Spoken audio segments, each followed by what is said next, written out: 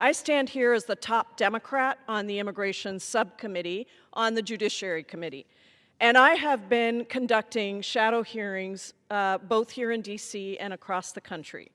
In October, we had a shadow hearing in Chicago, Illinois, in your home state, and I really appreciate all the work you did to help us facilitate that.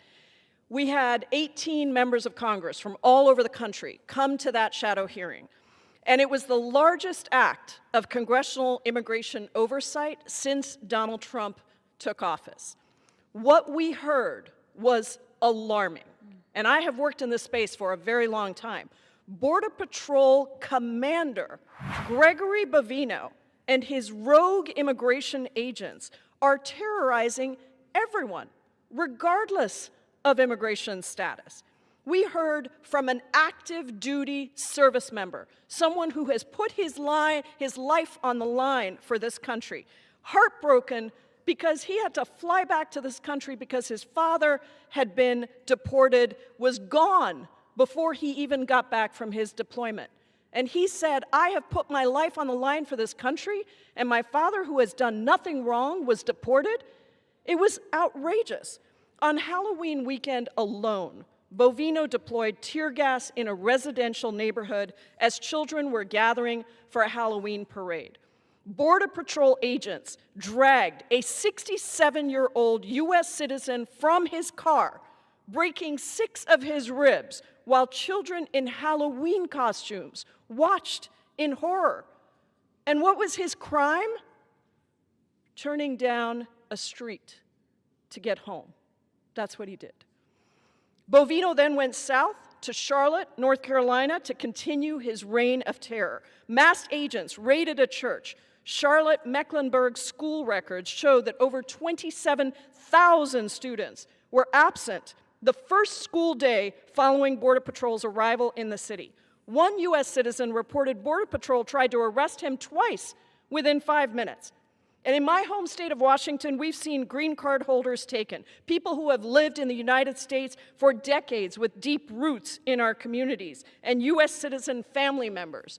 In Issaquah, Washington, agents kidnapped a mother outside her child's preschool and quickly deported her. This is not unique. Since Trump rescinded the practice of avoiding enforcement actions at sensitive locations, we've seen a daycare worker snatched in front of children in Chicago, a father arrested outside his child's preschool in Oregon, and let's not forget that many care workers are immigrants. Among early educators, 26%, close to 500,000 people are immigrants. Many are being forced out of their jobs, whether it's through Trump's mass forced layoffs when he's abruptly canceled entire categories of legal statuses, or workers forced to step back from care work after a loved one's detention and deportation. Trump's assault on our communities is not possible without the U.S. immigration incarceration system. Since Donald Trump took office, people in detention have skyrocketed to unprecedented levels, with over 66,000 people incarcerated in immigration facilities. ICE plans to increase its capacity to detain to an average of 107,000 people by the end of the year, using $45 billion that was in the Republicans' big bad betrayal bill. How did Republicans finance this unprecedented spending? By stealing health care from 16 million Americans. This is cruel and unnecessary. First, let's be clear that immigration is a civil matter, not a criminal matter. People are held pending immigration proceedings, and ICE itself has said that detention is not supposed to be punitive. ICE's own numbers show that 73% of those who have been detained have no criminal record, and the vast majority of the remaining 27% have minor convictions like traffic violations.